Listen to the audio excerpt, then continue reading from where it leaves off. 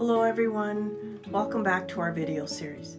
My name is Dr. Susie Villalobos and I am the co-director for the National Hispanic Latino Addiction Technology Transfer Center. Thank you for joining us today. In March, we raise awareness to problem gambling. The 2022 Problem Gambling Awareness Month theme is Awareness plus Action. According to the National Council on Problem Gambling, NCPG, the goals of the national campaign are to increase public awareness of problem gambling and the availability of prevention, treatment, and recovery services, and to encourage healthcare providers to screen clients for problem gambling and refer to a specialist who can help. We invite you to visit their website to access their 2022 Problem Gambling Awareness Month Toolkit at ncpgambling.org.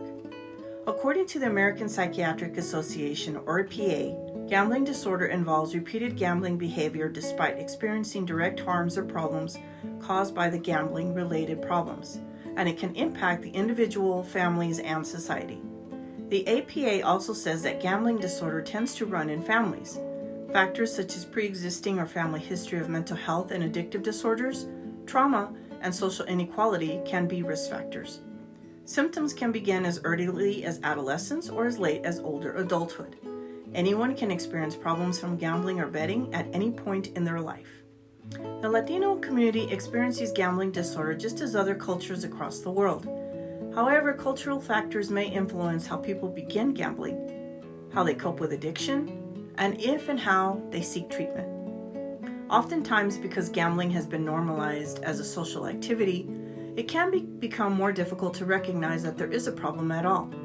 According to knowtheodds.org, gambling is common in Latino communities because of our cultural traditions, which include familismo, which is Latino family ties that are extremely important, and family members are influential in the development of young children. Gambling is often a way to socialize and done in a family setting, by playing card games, loteria, dice games, and among others, and it's often unknowingly normalized.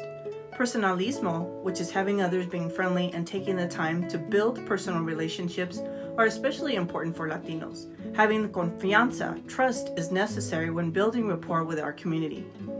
Given the shame, guilt, and stigma that gambling and other mental health diagnoses bring to our community, along with systematic gaps with bedside manners, Latinos are more afraid and or ashamed to speak about their addiction with gambling and any other addiction. Simpatía or sympathy. This is the harmony and agreement sought out in relationships. Sometimes Latinos tend to avoid confrontation with others, which can make individuals avoid necessary conversations about addiction or problems within the household. Machismo and modernismo, due to the gender roles found in the Latino community, are non-positive manifestations of gender roles that can affect the way treatment is sought out. For men in the family, they are often encouraged to not be emotional or to speak about their problems, and for women, they are often expected to be the caretakers and nurturers of the family. Due to these assigned gender roles, it can create conflict when trying to speak about addiction or encouraging treatment. So we invite you to download the Latinos Communities and Problem ebook at the knowtheodds.org. Please know that if you feel you or your loved one or someone close to you may be experiencing this, there is hope. We know that treatment and recovery are possible. Seeking help from a behavioral health professional will help gain control over gambling, heal the family relationships, manage stressful situations, and help one become more mindful of triggers.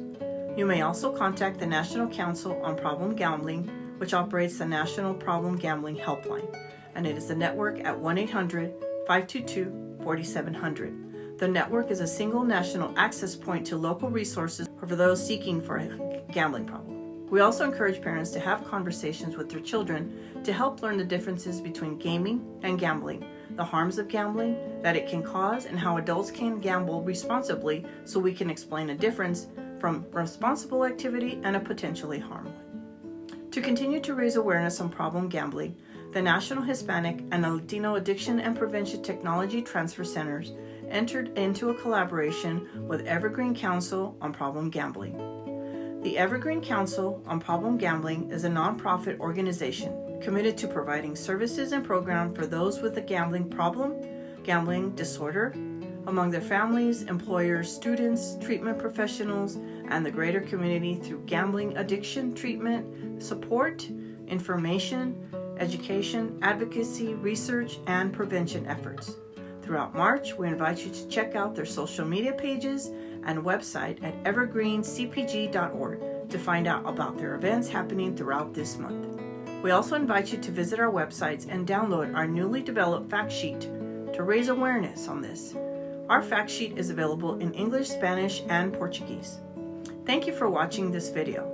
And remember, you can find the same content in Spanish and Portuguese.